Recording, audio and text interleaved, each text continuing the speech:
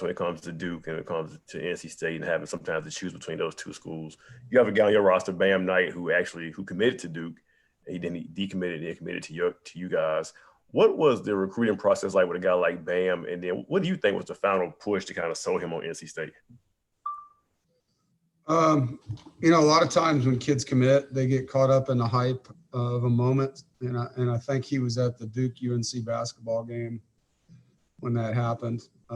As time kind of went on, I think he realized that he made a decision that he needed to reevaluate. I'm not completely sure why he felt that way, but we never stopped recruiting him. Didn't feel like when it happened that it was something that would last, just because it felt emotional at the time as opposed to something that he'd been, thinking through for a long period of time. To his credit, he came back here probably 7 or 8 times after that just to make sure that this was what he wanted. And for us, it was just about providing information and showing him all the positives that we have. We don't negative recruit and talk bad about other places. So just wanted to make sure he understood what NC State had to offer him, and thankful for us that he did. He did mention that. He said the UNC Duke game kind of won him over when he went over there. But he also said this game was kind of personal for him. Like not that anything bad happened when he was being recruited by Duke, but he just wanted the coaches there to see him play because they haven't seen him play since high school. Yeah. Is that a lot of times? Is that the approach for in-state guys when they're playing against a team that also recruited them pretty heavily? I could see that. I don't know. It's not something I spend a lot of time talking to them about. But I know that there's relationships that they have, on other sidelines, whether it's former teammates or friends that might play for that school or coaches. So I can see how that would be a motivating factor for a guy. Appreciate it, Coach. Yep. Mike Toper. Hey, Coach. Good afternoon. Duke this season has been prone to turn the ball over. Even last game, they still had, I think, an interception. You talked about how your team, especially defensively, always preaches trying to create turnovers. Have you seen an extra, I don't know if excitement is the word, but an extra emphasis this week in trying to force turnover Saturday, knowing that this is a team that is prone to doing that? Well, we've definitely talked about the fundamentals of taking the ball away like we do every week. I think week in and week out, there's different things that you see on tape. Some people don't carry the ball with a lot of ball security. Some quarterbacks will hold the ball low in the pocket.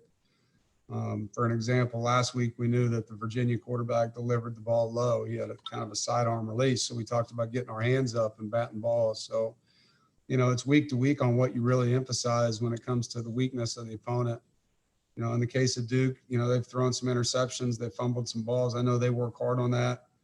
So, our kids right now are I would say, very excited about what happens, when they get takeaways here and they see the outcome, how it helps our offense. And I know they enjoyed the sideline celebration they had, doing those things Saturday. So I think there's a lot of energy about it here.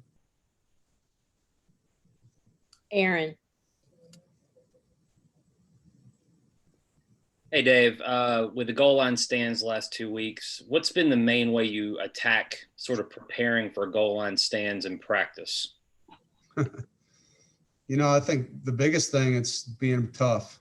Guys just got to want it down there. They got to be really strong, stout, have good pad level. Obviously, you're going to see quarterback sneaks. You're going to see whatever their bread and butter short yardage runs are, and then the play action passes. So you just have to rep those things. But it's very hard to simulate in practice without going live what that's really like down there, and Josh Harris and Aleem McNeil and CJ Clark and Savion Jackson. Those are some strong, thick guys that really have fought hard in the trenches in those areas to win the line of scrimmage for us in those two situations. Thank you. Rob McLean. Yeah, Dave, have you spoken to the team about potentially, if you guys can get the win, this would be 4-1, about this, looking at this as an opportunity to really get some separation maybe from the rest of the ACC? Not really. No, it's more about just doing the things it takes to be 4-1.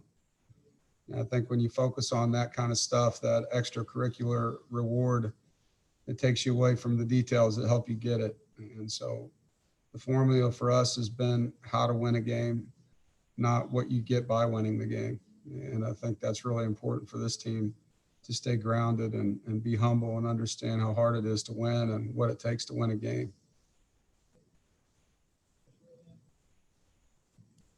Are there any more questions?